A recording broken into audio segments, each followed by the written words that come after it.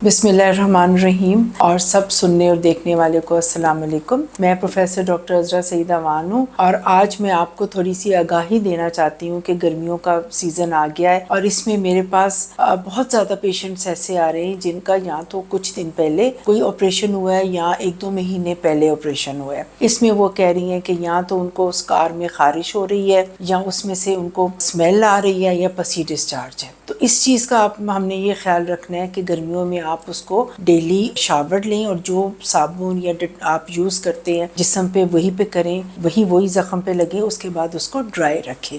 और अगर आप की बॉडी में कोई रिस्क फैक्टर है लाइक जैसे प्री डायबिटिक है, हेपेटाइटिस सी है, बी है, या आप स्टेरॉइड्स लेते हैं तो उसका भी आप अपना चेकअप करवाएं अपने डॉक्टर से और ज़ख्मों को आप क्लीन रखें। अब वजाइनल जो आपकी हेल्थ है, पेरिनियल हाइजीन है, उसका ख्याल रखें और आप पानी ज़्यादा पिएं और निशास्ता और मीठी चीज़ें कम खाएं। एब्डोमिनल बेल्ट पहनें और अगर जिनके सिजेरियंस या एब्डोमिनल सर्जरीज हुई हैं, गर्मियों में हम ये रिकमेंड करते हैं कि दूसरे दिन उनकी ड्रेसिंग रिमूव कर दें और सिर्फ स्पिरिट से उनको ट्वाइस अ डे क्लीन करें और जो स्कार का एरिया है उस जगह को हवा लगाएं, उसकी वेंटिलेशन बेहतर करें।